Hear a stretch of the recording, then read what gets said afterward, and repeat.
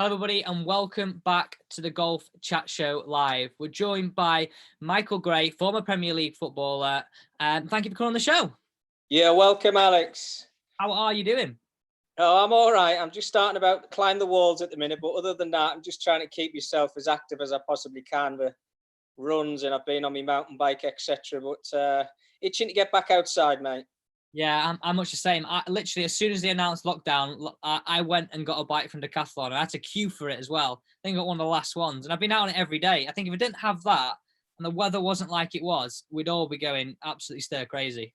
No, absolutely. That's it. I mean, you've got to try and keep yourself as active as you possibly can, even if it's just going out for a walk or whatever you can achieve yourself. But I'm quite fortunate. And you're right to mention the weather. It's been incredible, hasn't it, over the last 2 or 3 weeks? I think you've had one rainy day, but apart from that, I've been getting out, getting the running shoes on, the mountain bike. But other than that, I'm missing everything like everybody else. Live sport on TV, the golf, the football. I've been watching the Formula One. You name it, anything to keep yourself occupied. So a lot of people know you from your football days, but I know you not only from that, but also from playing golf at Bramhall. You're now a very, very keen golfer. Before we get into your golf and a few questions that people have been asking you, I want to get into your football career. I want to start off when you gained promotion with Sunderland to the Premier League, because that's got to have been a great moment. I think I read a stat on there, correct me if I'm wrong here. You started every single game that season? Yeah, I did. Which is an unbelievable stat.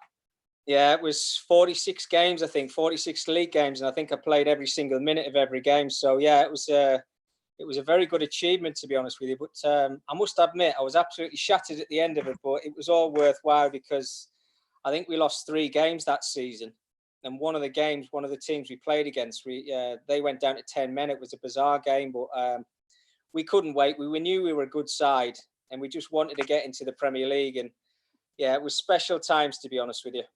What's that like to be part of a team, right? And then all working collectively towards one goal and then actually achieving that goal in front of thousands of people and then going on to the next thing. What is that like? Is it hard then to follow it up with a good season that next season?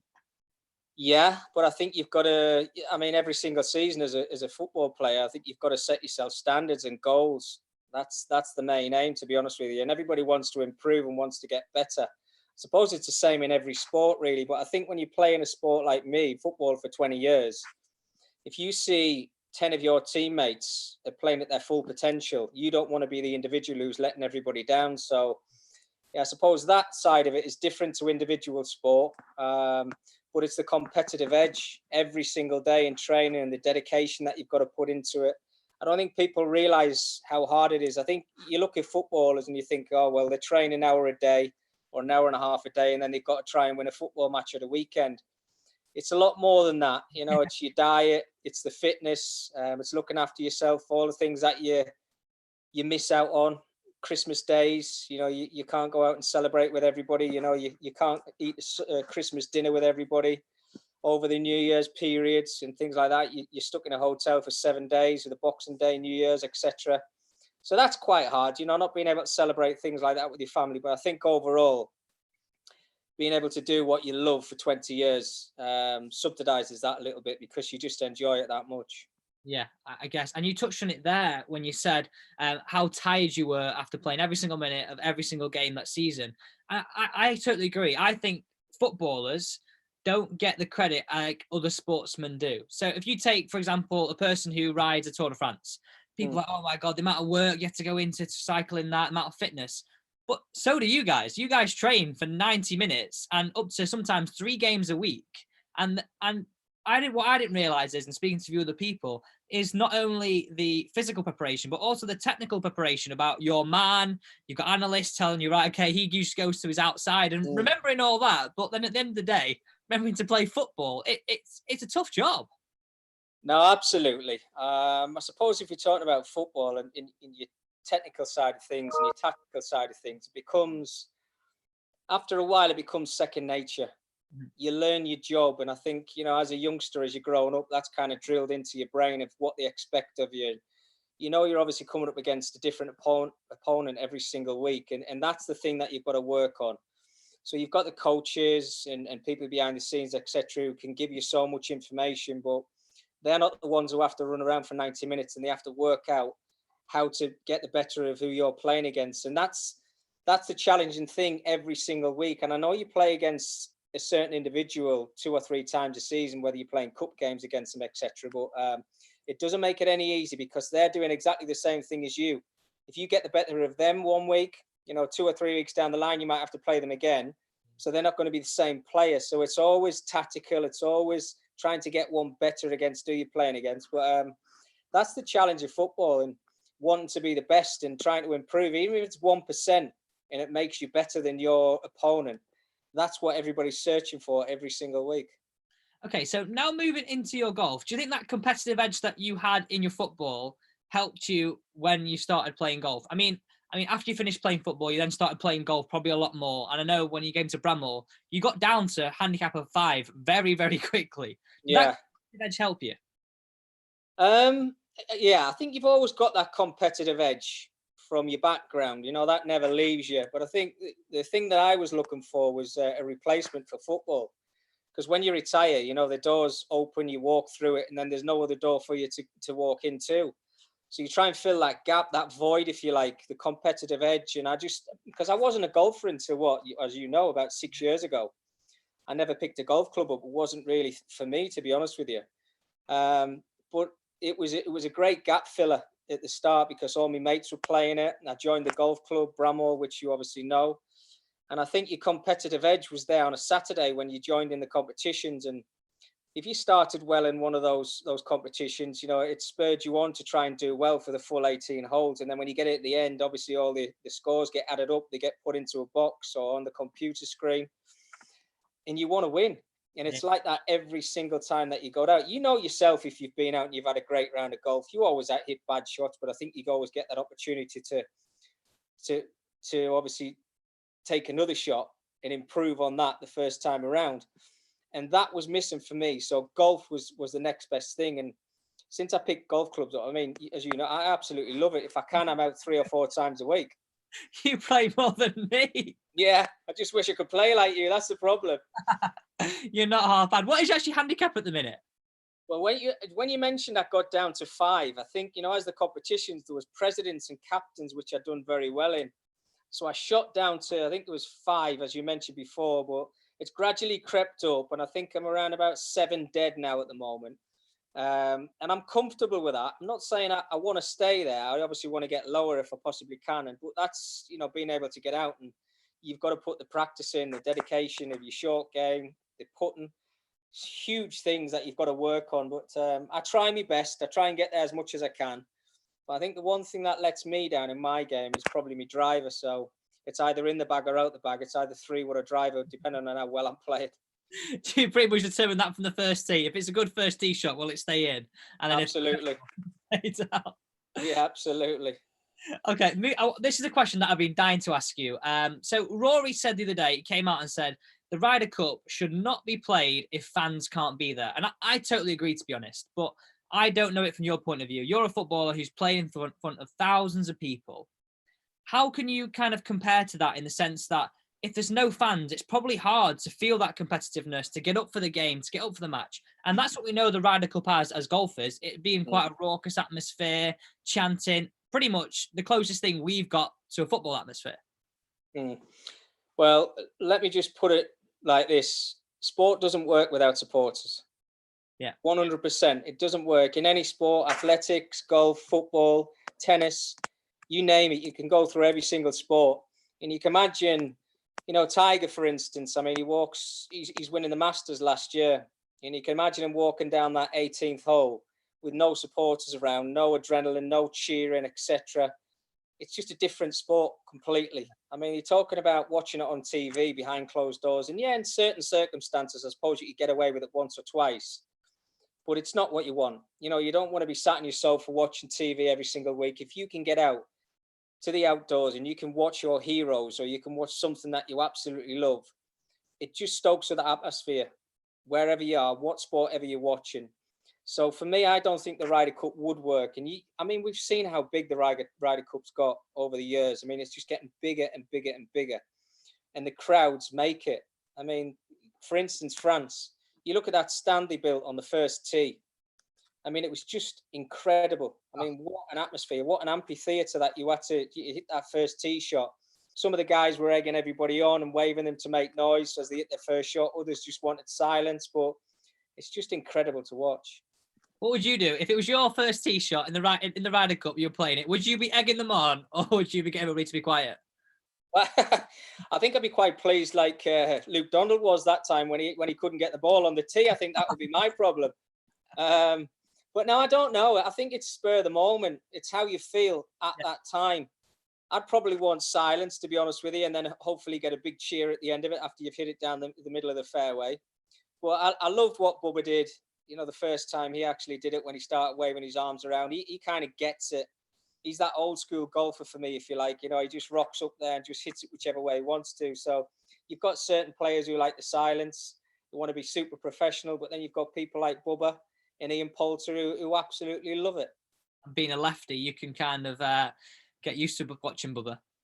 Yeah, exactly. Yeah, Bubba and Phil. I mean, it's great for me to watch them, but I mean, you're talking about a contrasting two players in Phil and Bubba. I mean, it's yin and yang, isn't it? But they're both sensational to watch. So I just want to touch on what you said about Luke Donald there and the nerves on that first tee. When you were playing football, did you ever have anything like that when you were playing a certain game where the nerves were so much before going out the tunnel? Yeah, loads of times. I think you're not a human being if you don't feel nerves. But you've got to try and nurture those nerves and trying to turn them into adrenaline, if you like, and calm yourself down. I would probably say every single game I played, because you had that fear, and I call it fear in a good way, fear of losing. And that was always the way that I felt every time I took to a football field. I mean, the biggest one, which has been mentioned so many times, and I know you know this story, is obviously when I had to walk up to take that penalty in the playoff final, which I obviously missed. But I just felt so much pressure on myself because that was my local club, the team I'd supported since I was a kid. And it was my penalty. You either score, you miss to get promoted, or you get relegated, or you stay in the same league that you were in. So I think the pressure just got the better of me that day. You know, trying to take a penalty in front of 80,000 supporters is pretty difficult in itself. But being a local lad and being a supporter of the team that you're playing for, it basically got the better of me that day. And I didn't want to go through that again. No, I can't imagine the pressure and the feeling of knowing what you had to do. And it's not like golf where you can sort of hide from a scoreboard and not really know what's going on. You knew what you had to do. And well, I mean, if you want to do a comparison with golf, I mean, you're looking at, like, you know, if you go to Medina and you look at Martin Keimer's putt, you know, the pressure that was on that guy that day. I mean, that's super pressure, and something that he loved because he obviously he got it in the hole. But you can imagine how he must have felt, or what he would have felt if that hadn't have went in the hole, and, you know, you get a draw or the US end up going on to win. That's the type of feeling that you're talking about. And again, it's like tennis, I suppose, you know, trying to get over the finishing line in tennis, you know, if you want to win Wimbledon or the US Open or French Open, etc. That's what it's all about, you know, winning and losing. It's fine margins. Because that penalty almost makes it an individual sport at that point, doesn't it? Absolutely. The only point. Okay, moving on to the next question. This is one that I asked a former player that came on the other day, a golfer, who now does commentary work. What's it like going from being inside the ropes, being that footballer where you're getting interviewed, to now you're on the opposite side? Does it help you give a good insight to fans, and does it help you kind of come up with the questions in your head when you're interviewing somebody? Yeah, absolutely. Yeah, there's 100% it helps you. I think if you're interviewing another football player, you know what mindset they're in, you know how they're feeling. It depends when you're interviewing them. If it's before a game, say 2 or 3 days, you can sense that they're a lot more relaxed. And then I suppose if you caught them an hour and a half before kickoff, the nerves will be there. They'll be thinking about the football and nothing else. So there's different times where certain mindsets are working in certain ways. I mean, if you catch them at the end of a football game and they've actually won and they've played really well, you know, you might get a half an hour interview. Yeah. But if they've lost the game, you know, they can't wait to get out the door and walk away from you. So you might be 2 or 3 questions and then they're done. So yeah, it's different times and different mindsets. But I think at the end of the day, I think, you know, they know what their job is. It's a big part of football now, where not just football players, you know, every sportsman, they get asked questions, but it's asking the right question at the right time. And then you just got to try and stoke up that relationship with them. And if they do it once, they like what you say, then they'll always come back for a second interview. Yeah. And do you enjoy that? Do you enjoy that part of your role now? I love it. I love it. Yeah. I mean, there's always a point in well, my sport, which was football, where you've got to retire. There's just no two ways about it. You know, your legs just don't work the way that they did when you're in your 20s. He says, So I "Come and think see there's a lot of footballers. Yeah. Yeah. There's a lot of people who walk away from the game and they don't really get involved in football after that. So I was quite fortunate where I fell into the media, TV and radio, etc., straight after football. So that helped me. And I think that's one of the things that I enjoy is obviously as much as golf is that I'm still able to go to football grounds and commentate on what I see in front of me. I've got my radio show, Talksport, which I do from 10 o'clock till 1 o'clock in the morning on a Friday, which I love, which is a bit of fun. So yeah, I still got my eye in. I've obviously got to keep my eye across the Premier League and a few of the other leagues as well, Championship, League One and League Two, just in case you get thrown in at the deep end and somebody asks you a random question, pretty much like yours right now. But yeah, you've got to be across the board. And if you are, then you just give your opinion on it. And, you know, it's a professional opinion. People agree with it or people don't agree with it. Okay, I'll ask you a question that I gave you beforehand now. Yeah, please do. Okay. We already know when you started playing golf. So what has been your best golfing moment? So the best shot you've ever played? Well, it's at Bramall on the third hole. I got a hole in one. And it don't get any better than that. I've got to tell you, you keep trying and trying, and all your mates, because they played for years, they're always talking about when they got a hole in one and they had to buy a bottle of whiskey and put it on the bar and stuff like that. I'm thinking, is this ever going to happen to me? And I was just randomly playing with a couple of my mates, and I teed it up, and I don't know what it was, 150 yards, 160 yards. I can't really remember, to be honest with you, whether it was a 7-iron, 8-iron, or a 5-iron, or whatever it was. But I knew it was a good shot as soon as I hit it, and I seen it going close to the flag. But with it being so far away, I was like, I don't know where that's ended up. Yeah. And we walked up to the green, and we were looking around the green, etc. Has it gone through the back? Has it jumped off to the side? Couldn't find it. And one of my mates just basically walked up to the flag and picked my ball out. And I just couldn't believe it. I think I was doing cartwheels on the green. So the next people behind us, they were a bit vexed, to be honest with you. But yeah, it don't get any better than getting a hole in one. It was brilliant. No, I agree. It's a nice hole, isn't it? It's not the easiest hole either, I don't think. Absolutely, yeah. It's a toughie. Yeah. It looks easy and simple from the tee box, but you know, there's bunkers left and right. If you go along, there's a little hump where the fourth tee box is, etc. But I think you're always happy to come off there with a 3. So to come off with 1 was pretty good. Lovely, lovely. Okay, so moving on to people you played golf with. Who's the best footballer you played golf with? Oh, well, crikey, that's a toughie. Well, there's a few actually. Dean Ashton, who obviously had to retire when he's young because of injury and stuff. I think Dean plays off about 2 or 1. He's a very good golfer. But there's people like Jimmy Bullard, who I think played scratch, and he actually tried to turn pro. I think he did for a couple of tournaments actually, but he found it difficult to compete with the quality that was there on the days. I've seen him play. Dwight York's really keen on his golf.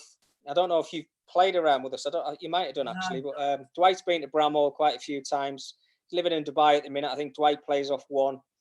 But there's some good golfers, keen golfers, and like when you play against them, that competitive edge comes back. Even though I'm obviously off 7 at the moment, you still want to beat them off their handicaps. So yeah, there's some top golfers about. Okay, and now on to favourite golf course. You can't pick Bramall. We're not having that one. We're having. I wouldn't anyway. That's watching. Yeah, that's true.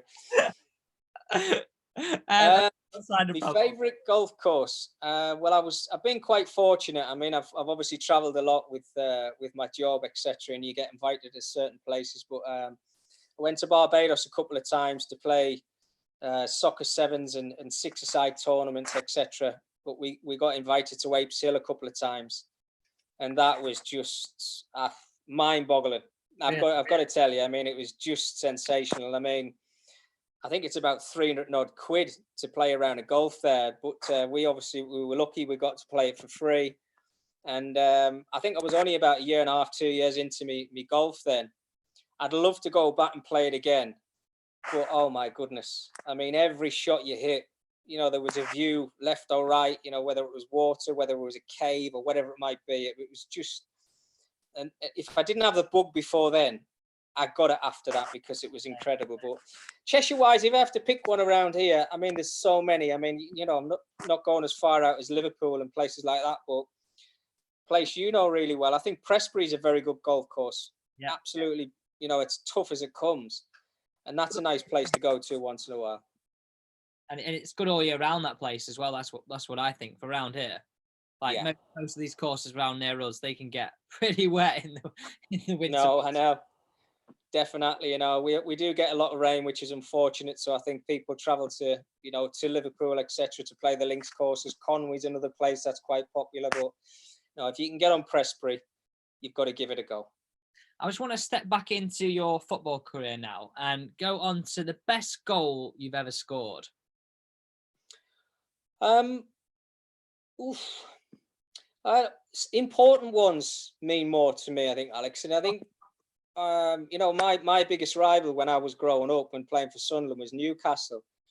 And it wasn't the greatest goal I ever scored, but importance for what it meant for my club and obviously being a local boy and everything. I think we played against Newcastle and I scored a goal with my right foot, believe it or not.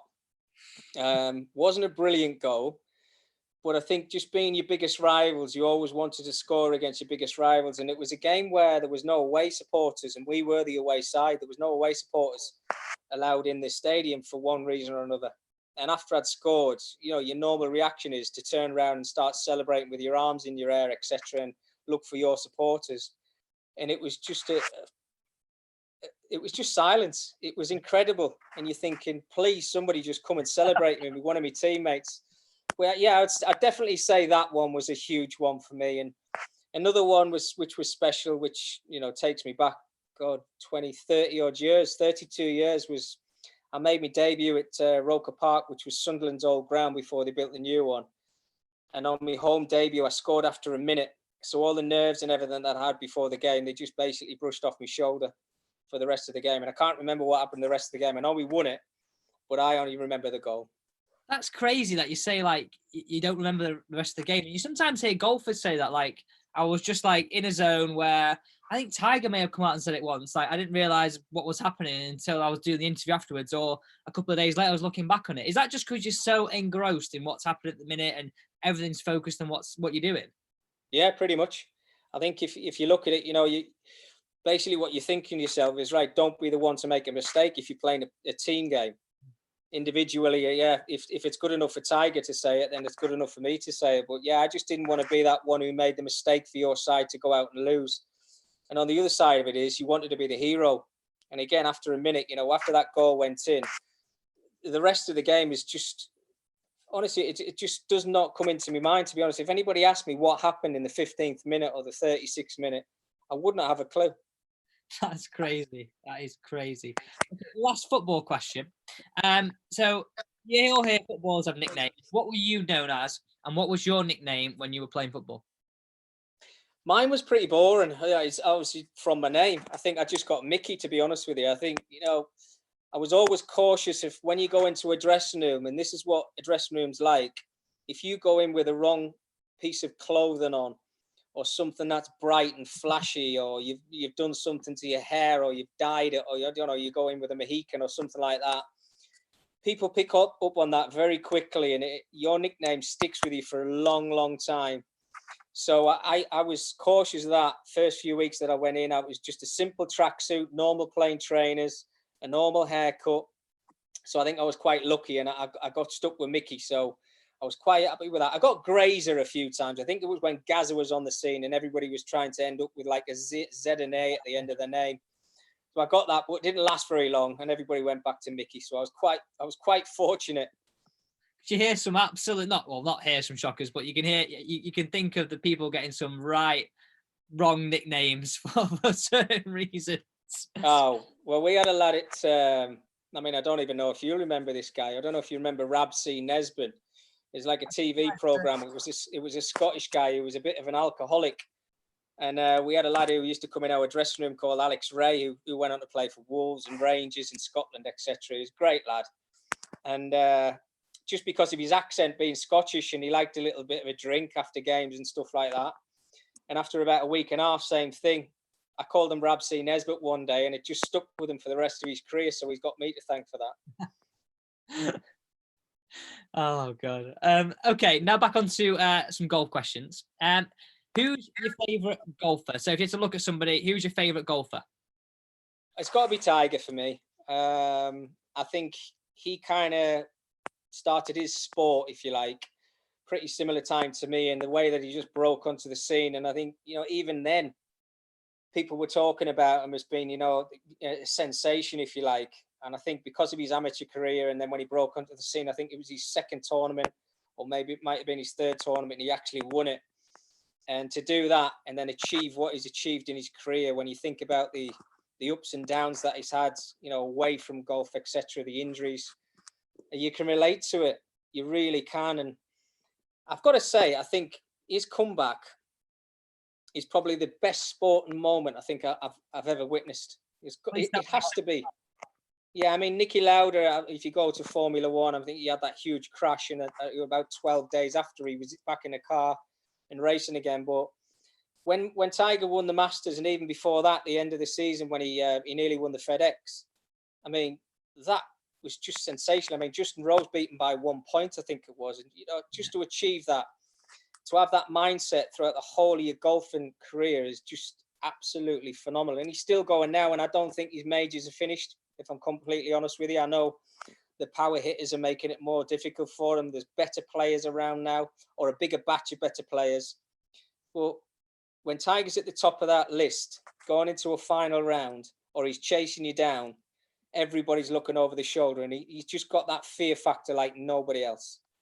I mean, I was watching last year's Masters on the rerun when they put it back on Sky, probably about a week ago now. And it was like the old Tiger effect. Like last 6-7 holes, it was like Tiger's back nine, he's there.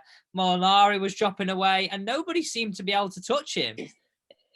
I don't know. I totally agree. For me, it is the best sporting comeback, because at one point there was that picture of him walking the line with a police officer on the dash cam footage when I think he was drunk, or maybe the pills it has for his back. We'll probably never know that. But at that point there, I was like, he's done. And I'm a big Tiger fan. I just thought he's done here, never to come back. And then to watch it even last week again, when I was watching him win the Masters again, you get like goosebumps. Yeah, and I think that's it. No one can pull in a crowd like Tiger. No. A lot of people have said that, but it's fact. He raises the bar like nobody else. I mean, we're all talking about Brooks Koepka, and you're talking about Rory trying to do exactly the same thing, and maybe a few others, but there's nobody makes you want to switch your TV on like Tiger Woods. Let's be brutally honest with you, probably in any sport right now.